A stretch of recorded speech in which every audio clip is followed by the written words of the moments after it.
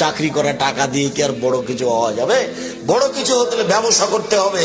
তাই তো রাসূল সাল্লাল্লাহু আলাইহি ওয়াসাল্লাম বলছেন, পৃথিবীর মানুষ মনে রেখো, আর তাজেরা সাদিকাল আমিন ইয়াউমাল কিয়ামা ইয়াকুনু মা শুহাদা ওয়াল আমবিয়া সিদ্দিকিন, সত্যবাদী বিশ্বস্ত ব্যবসায়ীরা বিচারের মাঠে নবীগণের সাথে থাকবেন।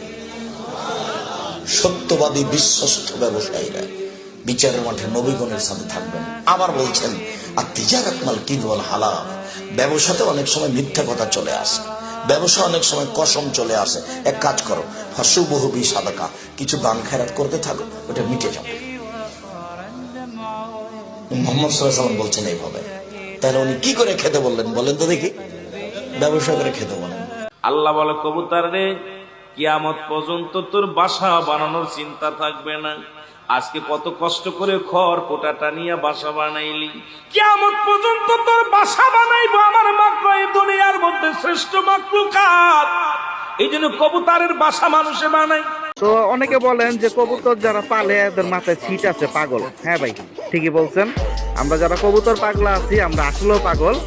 কারণ আপনাদের মাসিক যে টাকাটা খরচ হয় এদিক ওইদিক ঘুরেন, ওইটা আমরা যারা কবুতর পারি, আমাদের যাদের লফট আছে এরকম, আমাদের 5 দিনের খরচ ভাই।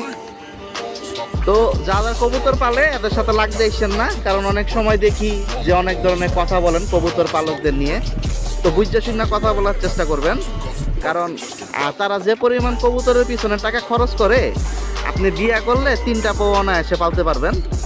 আর যারা কবুতরের সম্পর্কে ধারণা নাই, তারা ভুলেও কথা বলতে আসবেন না, কারণ আমরা কবুতর যারা পালি 150 টাকার কবুতরও সারা বছর খাওয়ার যোগ্যতা রাখি, 10,000 টাকার কবুতরও রাখি।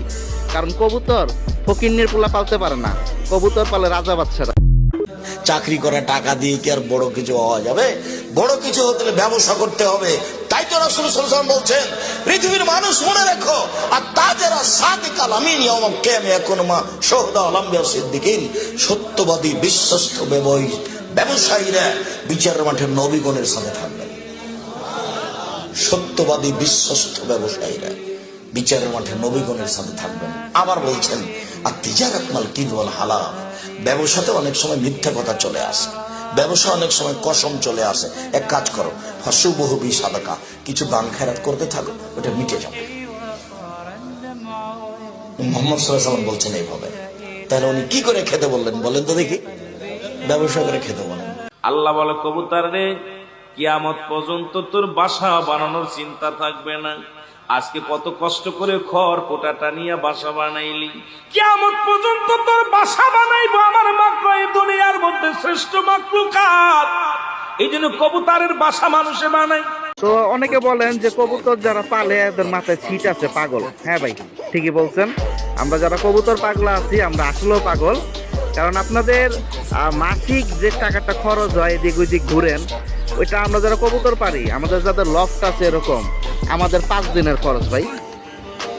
তো যারা কবুতর পালে এদের সাথে লাগতে আসছেন না, কারণ অনেক সময় দেখি যে অনেক ধরনের কথা বলেন কবুতর পালকদের নিয়ে। তো বুঝতে শুনে কথা বলার চেষ্টা করবেন, কারণ তারা যে পরিমাণ কবুতরের পিছনে টাকা খরচ করে, আপনি বিয়ে করলে 3টা পাওনা এসে পালতে পারবেন। আর যারা কবুতরের সম্পর্কে ধারণা নাই, তারা ভুলেও কথা বলতে আসবেন না, কারণ আমরা কবুতর যারা পালি 150 টাকার কবুতরও সারা বছর খাওয়ার যোগ্যতা রাখি, 10,000 টাকার কবুতরও রাখি। কারণ কবুতর ফকিন্নির পোলা পালতে পারে না।